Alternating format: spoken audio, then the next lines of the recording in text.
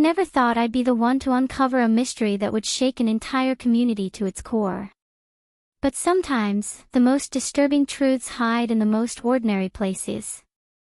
For 3 years, the residents of Millbrook Heights searched desperately for David Henley, a beloved teacher who vanished without a trace one October evening. They organized search parties, plastered missing person flyers on every lamppost, and held candlelight vigils in the town square. What they didn't know was that David was there the entire time, watching their every move, listening to their tearful pleas, even attending his own memorial service. How is that possible? And why did no one, not his wife, not his closest friends, not even the police, recognize the man who had been hiding in plain sight?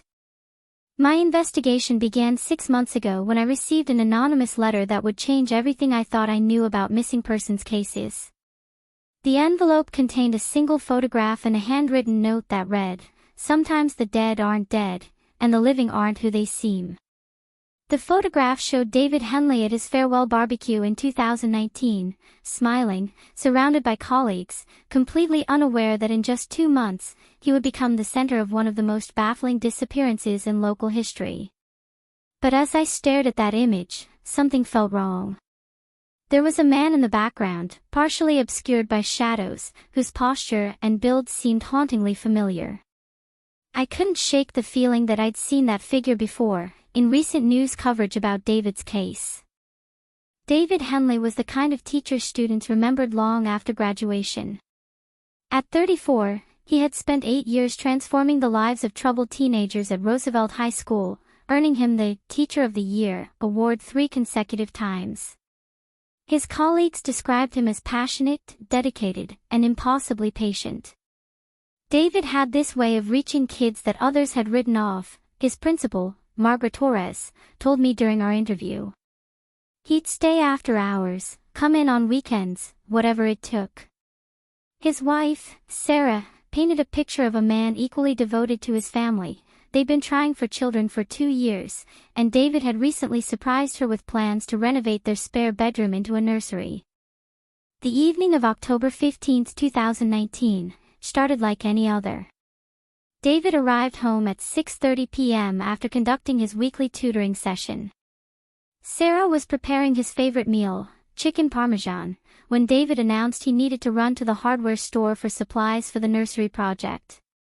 He seemed excited, almost giddy, Sarah recalled, her voice still thick with emotion even after all these years. He kissed me goodbye and said he'd be back within the hour. That was the last time I saw my husband. But David never made it to Patterson's Hardware. His car was found 3 days later in the parking lot of Riverside Park, keys still in the ignition, wallet and phone untouched on the passenger seat. Detective Ray Madison, who led the initial investigation, admitted to me that David's case defied every conventional missing person profile. There were no signs of struggle, no financial problems, no history of mental illness or substance abuse, Madison explained, running his weathered hands through his gray hair. David had no enemies, no secret debts, no extramarital affairs. He was, by all accounts, a man with everything to live for. The surveillance footage from the park showed David's vehicle arriving at 7:15 p.m., but curiously, no footage captured him leaving the car or walking away. It was as if he had simply vanished into thin air. What the police didn't realize at the time was that their very first assumption, that David had left the park, would prove to be spectacularly wrong. The community response was immediate and overwhelming.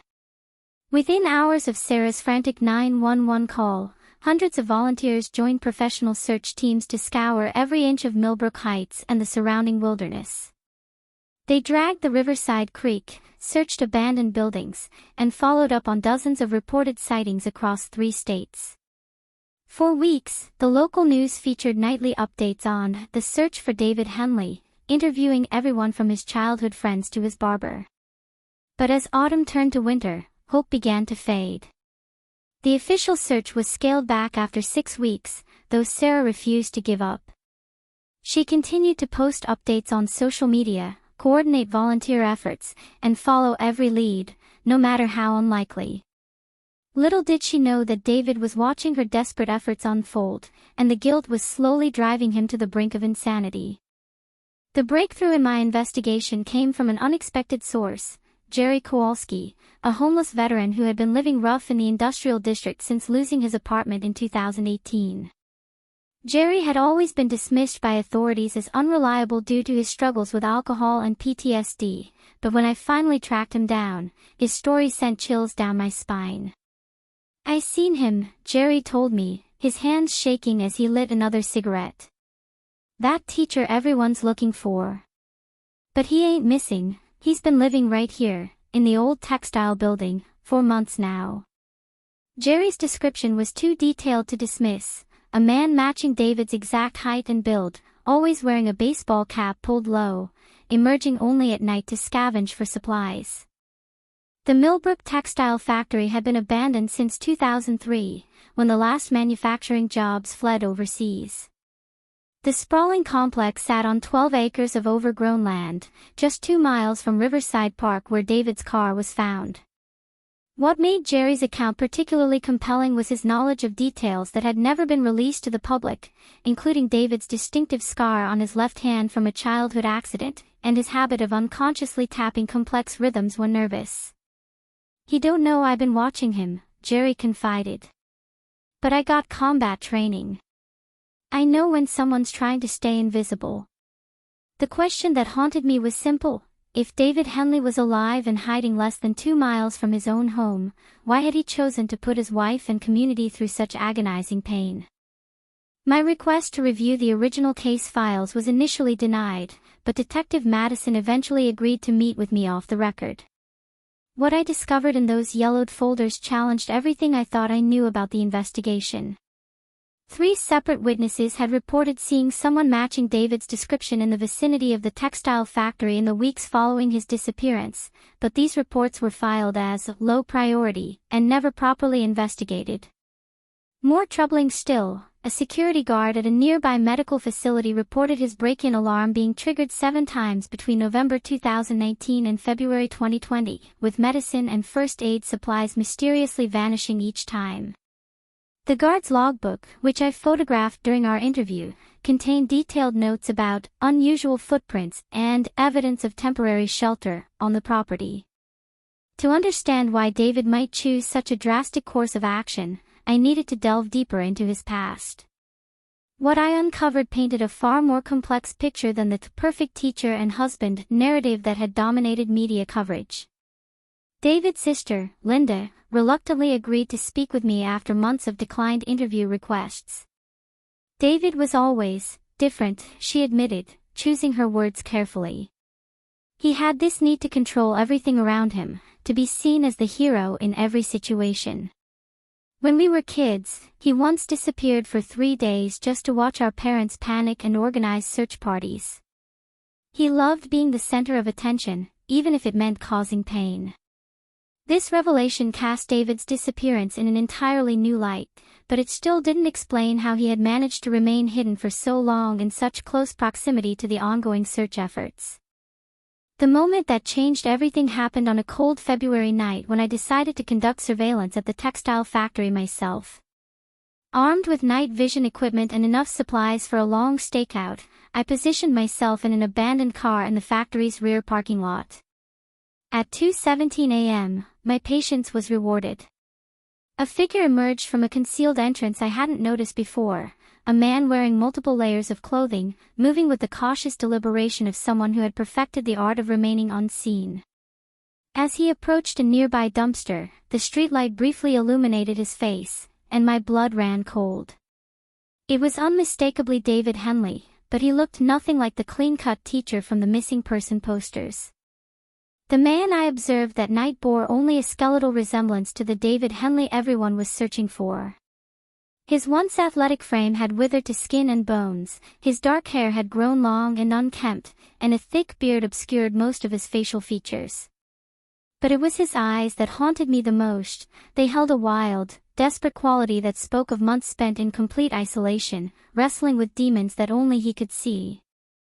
As I watched him carefully sort through garbage, setting aside items that might prove useful, I realized that David Henley wasn't just hiding from the world. He was hiding from himself. Over the following weeks, I documented David's nocturnal activities with the dedication of a wildlife researcher studying an endangered species. He had created an elaborate survival system within the factory's bowels, complete with rainwater collection, a small cooking area, and what appeared to be a workshop where he repaired discarded electronics and clothing.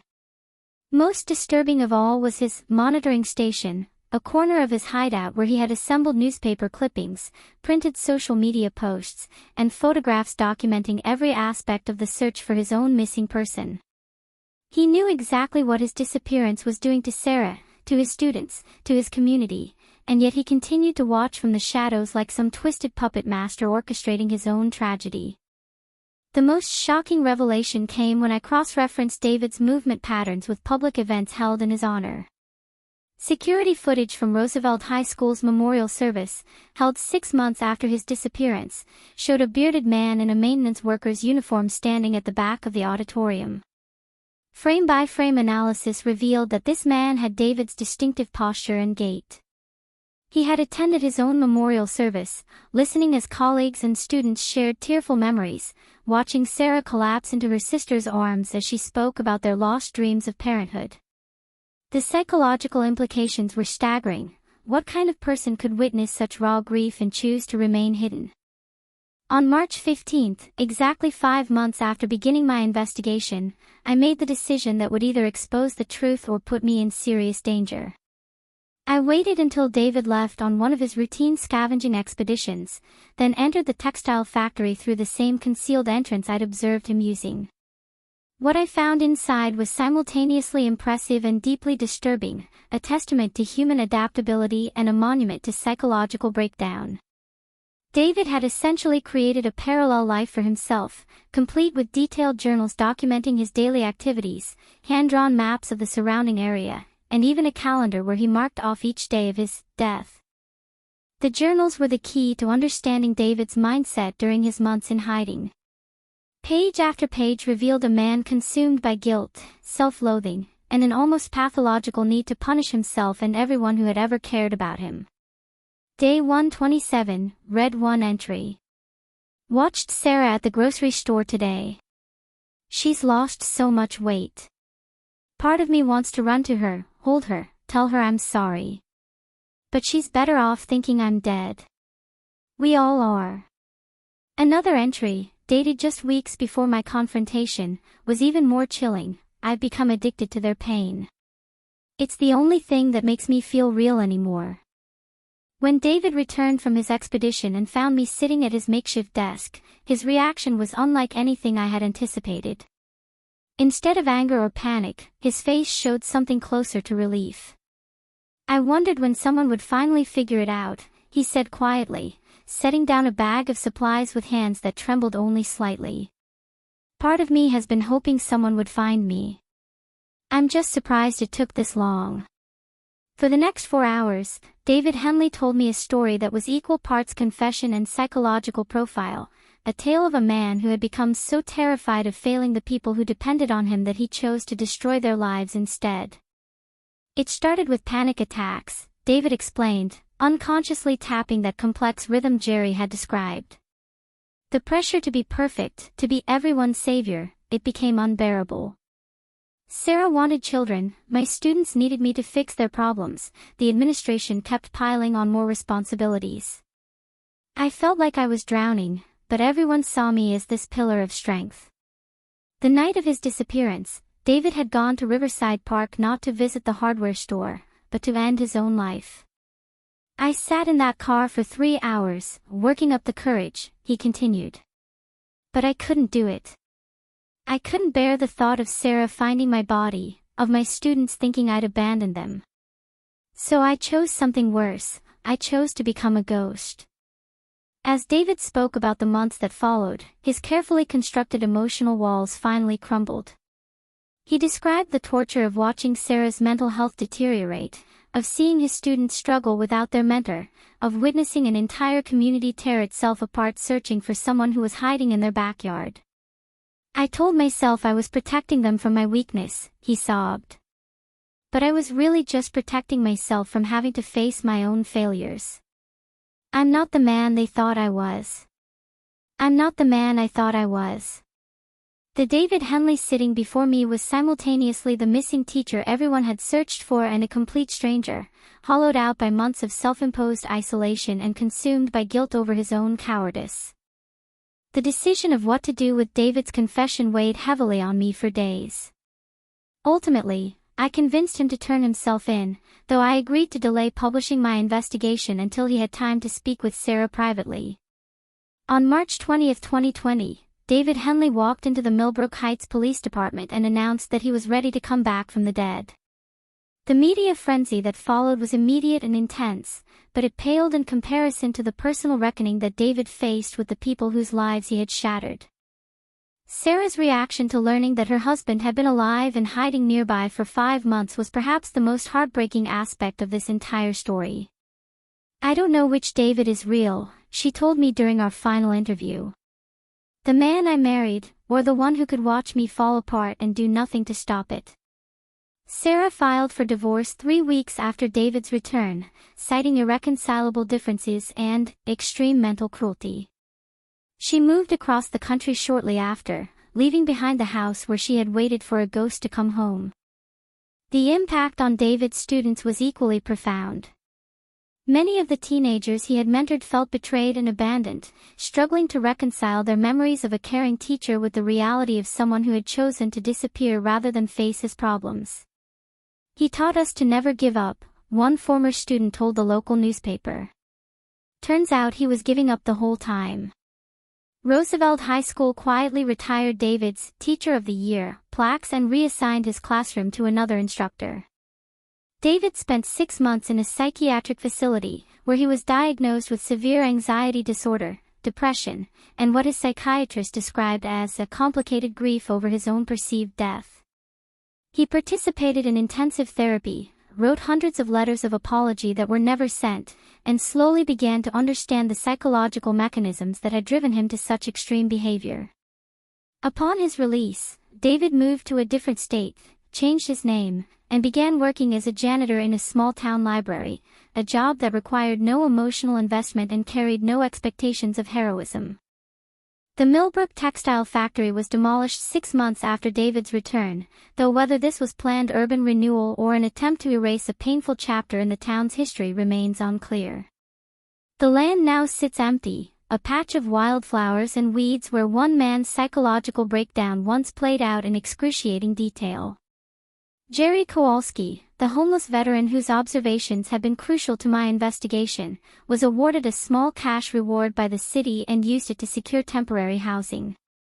He later told me that he sometimes still looked for David in the shadows, even though he knew the man was gone. Today, Millbrook Heights has largely moved on from the David Henley case, though his story remains a cautionary tale whispered in coffee shops and discussed in psychology textbooks. The missing person protocols have been updated to include searches of abandoned buildings within the immediate area, and mental health resources for teachers have been expanded significantly. Detective Madison retired early, citing the case as one of his most disturbing investigations. "We spent months looking for a dead man," he reflected. "Turns out we should have been looking for someone who just wished he was dead." I never did discover who sent me that anonymous letter containing David's photograph, though I suspect it may have been David himself, reaching out from his self-imposed exile in the only way he could manage. The photograph now sits framed on my desk, a reminder that the most complex mysteries aren't always about who did what, but about why people choose to become the worst versions of themselves when facing impossible circumstances. The case of David Henley forces us to confront uncomfortable questions about the nature of heroism, community, and the masks we wear to hide our deepest fears. How well do we really know the people we admire? What drives someone to choose a living death over the possibility of disappointed loved ones? And perhaps most disturbing of all, how many other missing people are hiding in plain sight, watching the world search for someone who chose to disappear rather than face the possibility of being human? In the end, David Henley wasn't taken by some external force or random act of violence. He was claimed by something far more insidious, the terror of not living up to other people's expectations and the cowardice that can masquerade as noble sacrifice. He became missing not because someone made him disappear, but because he lacked the courage to let people see him as anything less than perfect. The most chilling aspect of this case isn't that David Henley vanished for 5 months. It's that he was never really missing at all. He was exactly where he chose to be, watching the devastation he had caused and calling it love. Sometimes the most dangerous place to hide is in the shadows of your own community, close enough to touch the lives you've destroyed but far enough away to avoid taking responsibility for the damage. As I finish writing this investigation, I can't help but wonder, how many David Henleys are out there right now, watching their own memorial services from the back row, addicted to the pain they've caused and too afraid to step back into the light? The answer, I fear, is more than any of us would care to imagine.